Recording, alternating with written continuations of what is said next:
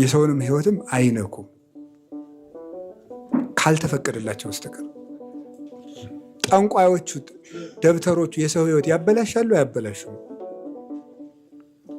ያበላሻሉ። ድግምት በእግዚአብሔር ላመነ ሰው አያበላሹም። እምነት ላለው ሰው አምኖም ደግሞ የአቅሙን የሚጸልይ እግዚአብሔርን የሚያመልክ ቤተክርስቲያን ጋር የሚኖር ሰው አያበላሹበትም ነው። በኦሪት ዘኍልቍ ላይ እንደተጻፈው ምንድን ነው ያለው? በያዕቆብ ላይ ሟርት በእስራኤል ላይ ጥንቆላ አይሰራም ይላል እግዚአብሔር አይደል የተባለው? በያዕቆብ ላይ ሟርት በእስራኤል ላይ ጥንቆላ አይሰራም። ያዕቆብ እስራኤል ማለት ማለት የእግዚአብሔር ሕዝብ ነው። በእግዚአብሔር ባመነ ሰው ላይ ጥንቆላ አይሰራም። አሁን ግን ሰዎች ተደግሞባቸዋል። ተደግሞብኝ ነው እንደዚህ ሆንኩት ምናምን ሲሉ፣ በቃ የማልፈልገውን እያረኩ ነው ሲሉ፣ አንደኛ ሰይጣንን ምዕመናን የማያሸንፉት በቃ አንድ የበቃ አባት የግድ የሚያስፈልጋቸው የሆነ አንድ በጣም ትልቅ አባት ካላገኙ ሰይጣንን ማሸነፍ እንደማይችሉ ተስፋ የሚያስቆርጥ ነው። አጋንንት የሰውን ልጅ ሕይወት አያስተዳድሩም ብሎ ነው የሚናገር። አያስተዳድሩም።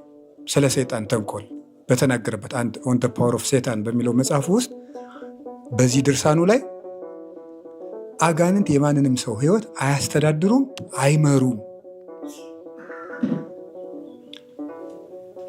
ለዚህ ምሳሌ ያመጣል። እግዚአብሔር ያልፈቀደላቸውንም ያህል አይፈትኑም። ወደ እኛም ሲመጡ የፈቀደላቸውን ያህል ነው የሚነኩት። አይምሯችን ጨርሰው አጥፍተው እድላችን እስኪያበላሹ አይደርሱም። በተለይ ደግሞ እንደው ያበዱ ጨርሰው ራሳቸውን የጣሉ ሳይሆኑ አስቦ የሚሰማራ የሚውል የሚያደርሰው ግን እኔ ሳላስብ በቃ ሰይጣን ነው የሚያሰራኝ። እንደዚህ የሚባል ነገር የለም። እና እንደዚህ ያለ ነገር በቃ ሰይጣን ነው በቃ እኔ አይደለሁም እኮ እኔ እኮ አልፈልገውም የሚባል ነገር የለም። አትፈልገውም፣ ትፈልገዋለህ ነው። ጻድቅም መሆን ትፈልጋለህ፣ ሀሳብህንም ደግሞ መፈጸም ትፈልጋለህ። ይሄ ነው የሁላችንም። ኃጢአተኛ መሆን እኮ አንፈልግም፣ እውነት ነው። አዎ፣ ግን ደግሞ ስሜት የሚባለውን የተበላሸውን የራሳችንን ፍላጎት ባሪያ ሆነን እንገዛለታለን። ስለዚህ የሰው ልጅ የአጋንንት ባሪያ ሳይሆን የራሱ ባሪያ ነው። ሰው ለአጋንንት የሚገዛው ለራሱ ሲገዛ ነው። ሰው ከአጋንንት ነፃ መውጣት ከፈለገ ከራሱ ነፃ መውጣት ነው። ኩሉ ዘይገብራ ለኃጢአት ገብራ ውእቱ ለኃጢአት። ጌታ ዮሐንስ ወንጌል ምዕራፍ 8 ላይ አይሁድ ነሰ ይተቀነይ ነው ወይ ለመኑ፣ እኛ ለማንም ተገዝተን አናውቅም፣ ለምንድን ነው አንተ ጽድቅ ሊታገኝ ዘክሙ የምትለን አሉት። ኃጢአትን የሚሰራ ሁሉ የኃጢአት ባሪያ ነው አለችው። ስለዚህ አንድ ሰው ባሪያ አጋንንት የሚገዙት ራሱን የራሱ ባሪያ ሲያደርግ ብቻ ነው። የራሱ ባሪያ ሲያደርግ አጋንንት በራሱ ባርነት ገብተው ይገዙታል። ያም እንኳ ቢሆን በመጠን ነው። ለጻድቃንም በመጠን ነው፣ ለኃጥአንም በመጠን ነው። እግዚአብሔር ወደ ኢዮብ አጋንንት እንሂድ ሲሉት ምንድን ነው ያላቸው? እየለካ አይደለም የላካቸው? እየለካ እሺ፣ ከብቱን መውሰድ ማጥፋት ትችላለህ፣ ሌላው እንዳትነካ። መጀመሪያ ከብቱን፣ ከዛ አሁን ልጆቹን ማጥፋት ትችላለህ፣ እሱን ግን እንዳትነካ። ከዛ ደግሞ ስጋውን ማቁሰል ትችላለህ፣ ነፍሱን ግን እንዳትነካ። እየለካ እግዚአብሔር ከፈቀደለት ውጭ ሰይጣን መምጣት አይችልም። እግዚአብሔር ከረዳን ወደፊት በደንብ እንማራለን። ሰይጣን ከርቀት ነው የሚጀምረው። ለምሳሌ አንድ ነገር ልንገራችሁ። አንድን ሰው ሰይጣን መጣል ቢፈልግ በሆነ ኃጢአት እንዳይጥለው ግን በጣም ጸሎተኛ ሆኖ ካስቸገረው ምንድን ነው የሚያደርገው? ጸሎትን የሚያስተው ፈተናን የሚያመጣበት እንጂ ቀጥታ ፈተናውን አያመጣበት። ፈተናው በ3 በ4 ምዕራፍ ውስጥ ነው የሚመጣው። ተቆይቶ ነው የሚመጣው። በጣም ስትራቴጂክ ተንኮለኛ ነው ሰይጣን። ከዛ ምን ያደርጋል? ጸሎቱን ደግሞ ሰውየው የጸሎት ፍቅር ካለው ለምሳሌ ምን ያደርጋል? ለምሳሌ ሌላ ቢያጣ ምን ያደርግበታል? ምን ያደርጋል መሰላችሁ? በጣም የሚወደው እንግዳ አምሽቶ እንዲመጣ ያደርገዋል። ከዚያ በኋላ ምን ይላል? ጨዋታው እስከ ምሽቱ 6 ሰዓት ረዘም እንዲል ያደርገዋል። እስከ 6 እስከ 7 እስከ 8 ምን በአመታችን ተገናኝተን እንጫወት እንጂ ያስብለዋል። ሐሳብ ነው የሚዘራው እኮ።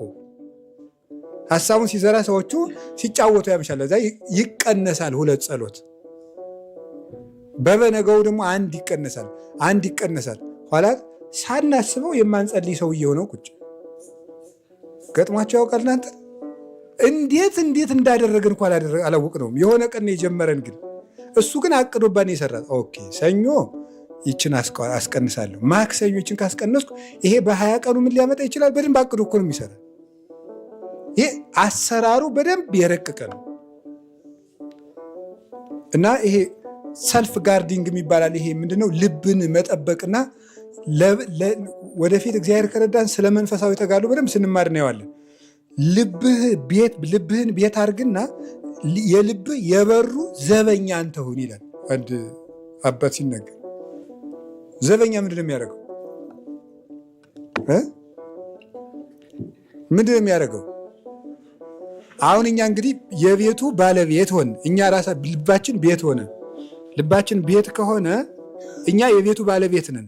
እንደገና ደግሞ አሁን ችግሩ እኛ ግን የቤቱ ባለቤት ነን፣ ግን ደግሞ ምን አንልም፣ ዘበኛ ግን አይደለንም። ስለዚህ ምን መሆን አለብን? ዘበኛ መሆን አለብን። ውስጥ ያለንም እኛው ሁኑን፣ በር ላይ የምንቆመው እኛው ሁኑን ነው። ገብቷቸዋል አሰራሩ? እንዴት አድርጎ ነው የገባቸው? በቃ ገብቷቸዋል። ላለማስቸገር ነው እረዳለሁ። እኔን ላለማስቸገር ገብቶናል ብሎ መገላገል ይሻላል። ቁም ነገሩ እበሩ ላይ መቆም ማለት፣ እዚያ ላይ መቆም ማለት ምን ማለት መሰላቸው? መጀመሪያ ሐሳቦችን ሲያመጣቸው ነቅተህ ጠብቅ ነው። የመጀመሪያው ምንድነው? ዋችፉልነስ ይባላል። ንቁነት ነው ወይም ትጋት ነው። በነገራችን ላይ ጌታ ተግታችሁ ጸልዩ ያላት የማቴዎስ ወንጌሏ ትርጉሟ ይችላል። ተግቶ መጸለይ ማለት ምን ማለት ነው? ሰይጣን ወደ አንተ የሚመጣበትን መንገዶቹን በደንብ ነቅተህ ተከታተል። በምን ሊመጣ እንደሚችል ወሬ ሲያራዝም የጸሎት ሰዓቴን አስቀነሰኝ እያልክ ነቅተህ ኑር ነው። ኮንሽየስ ሆኖ መኖር፣ ፍጹም ነቅቶ መኖር። ነገሮችን ከመጀመሪያ ተከታተላቸው ነው። ነቅቶ መጠበቅ፣ ነገሮችን ከስራቸው መሻሻል፣ ከስራቸው ግን መጀመሪያ ሲመጣ ማየት ማለት። ሐሳብን በምን መሸሽ ይቻላል? በሐሳብ እና በቀዳሚ ጉየይ ወበካል ጉየይ ወበሳልስ ተንሥኦ ተቃተል ይላል ማር ይስሐቅ። በመጀመሪያው ሽሽ የሚለው በትንታ ጊዜ፣ በሁለተኛው ሽሽ ያለው በነቃ ሐልዮ ጊዜ፣ በሶስተኛው ግን ተነስና ተሰላለፍ ያለው በቁርጥ ሐልዮ ጊዜ ማለት ነው። ስለዚህ ሰው ኃጢአት ለመስራት 3 ደረጃዎች አሉ ሰይጣን የሚታገለው። አንደኛው ሐሳቡ ብልጭ ሲልበት፣ ሁለተኛው ሐሳቡን ላርገው አላርገው ሲል፣ ሶስተኛው ኮሚትድ ሆኖ ኃጢአቱን ለመስራት ሲወስን ማለት ነው። ስለዚህ የመጀመሪያው ጊዜ ተንሥኦ ተቃተል ማለት ዮሴፍ ይህንን አድርግ ሲባል አላደርግም ያለበት፣ ሁለተኛውም ደግሞ ጉያይ የተባለው አላደርግም ብሎ ያችን ሴት እምቢ ያለበት። ተንሥኦ ተቃተል ማለት ልብሱን ጥሎላት መነጣጥቆ የሮጠበት ነው። እነዚህ 3 ደረጃዎች ናቸው። ስለዚህ የሰው ልጅ ሐሳብ ሲመጣ ብዙ ጊዜ ከአንድ የኃጢአት ሐሳብ ማንወጣበት ምክንያት ሐሳቡን እንታገላለን እንጂ ከሐሳቡ መሸሽ አንወድም፣ አናውቀውም ስልቱንም። ከሐሳብ ለመሸሽ ግን ሌላ ሐሳብ ማሰብ መጀመር፣ እንዲሁ መጀመር ነው። በቃ እንዲሁ መጀመር፣ አንድ ሐሳብ ፈጥሮ መጀመር፣ ቦታውንም ቢሆን መልቀቅ። ሰይጣን እንደዚህ አድርጎ ነው የሚጀምረው። መጀመሪያ በብልጭታ ይጀምረዋል፣ በትንታ ኢንቴንሽን በሚባለው። ኋላ ሐሳቡን በመተንተን ሐሳብ ላርገው አላርገው አትበል። ሐሳቡን እንደገባ እያወጣህ ጣል። እንደውም አንድ አባት ምንድን ነው የሚለው? ሰይጣን እንዳበደ ሰው ነው ይላል። እንዳበደ ሰው ሆኖ ቤትህን በሩን ከፍተህ ከተቀመጥክ ደንጊያውን እየወረወረ ይሞላዋል። ግን አንተ 2 ነገር አድርግ። 1 ድንጋይ ይጥላል፣ ዝም አልከው። 2 ድንጋይ ይጥላል፣ ዝም አልከው። 3 ድንጋይ ይጥላል፣ ዝም አልከው። 4 ድንጋይ ይጥላል፣ ዝም አልከው። መጨረሻ ላይ ዝም ብለህ ከቀጠልክ እብዱ ቤቱን በድንጋይ ይሞላውና ድንጋዩ አላስቀምጥህ ብሎ አንተ ወጥተህ ትሄዳለህ። ቤትህን ጥለህ ትሄዳለህ። ስለዚህ መጀመሪያ 1 ሲጥል አውጣ፣ 2 ሲጥል አውጣ፣ 3 ሲጥል አውጣ፣ ሞልቶ ከአንተን ሳያስወጣህ ነው። ስለዚህ መጀመሪያ በሩን ብትዘጋው ባልወረወረብህ ነው። በርን መዝጋት ማለት ሕሊናን መጠበቅ ነው።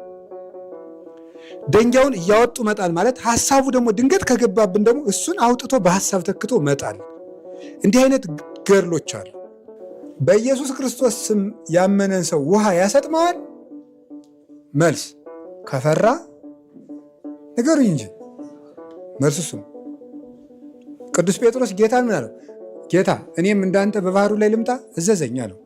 ና ጴጥሮስ ሆይ አለው። ረመድ ረመድ ብሎ ማይበሉ ሲል ይህ ነገር ከባድ ነው፣ ይባስ እንደ ያልሆነ ነገር ጀምሬያለሁ አለ። ውሃ ዘይት ሰጠም። ዝቅ ውሃውን ጉርጉጭ እያደረገ ቅዱስ ጴጥሮስ ወደ ታች መውረድ ጀመረ።